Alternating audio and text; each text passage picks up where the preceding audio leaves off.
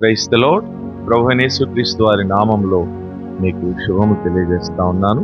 ఈరోజు దేవుని వాక్యము యెషయా గ్రంథము 41వ అధ్యాయం 10వ వచనం ఇట్లా రాయబడి ఉంది.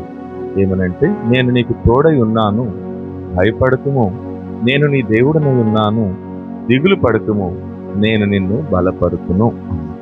అంటే ఎవరి దేవుడు అంటే, బలహీనుడైనటువంటి మానవుణ్ణి బలపరిచేటటువంటి బలవంతుడైనటువంటి దేవుడు.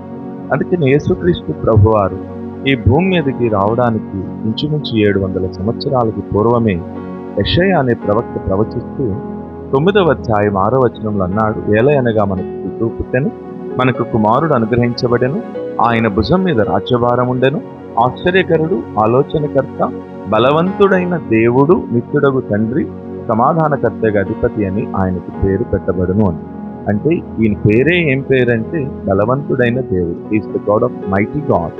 బలవంతుడైన దేవుడు ఇంచుమించు 2025 సంవత్సరాలకి పూర్వము మానవుడిగా ఈ భూమి మీదకి రావడానికి కలిగిన ప్రాముఖ్యమైన కారణం ఏంటో తెలుసా?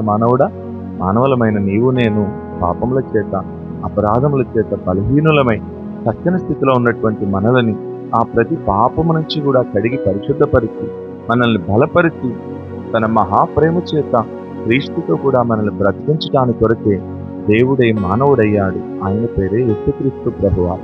ఈరోజు నువ్వు ఏ బలహీనతల గుండా వెళుతున్నావో, ఇదిగో నీతోనే ప్రభు మాట్లాడుతున్నాడు. బలవంతుడైన దేవుడు నిన్ను ప్రేమతో ఆహ్వానిస్తున్నాడు. ఈ రోజైనా నువ్వు ఆయన దగ్గరికి వస్తే నీ ప్రతి బలహీనతలన్నిటి నుంచి కూడా నిన్ను విడిపించి నీకు తోడై ఉండి నిన్ను బలపరచడానికి దేవుడు సమర్థుడు, శక్తిమంతుడు. Thank you. Praise the lord.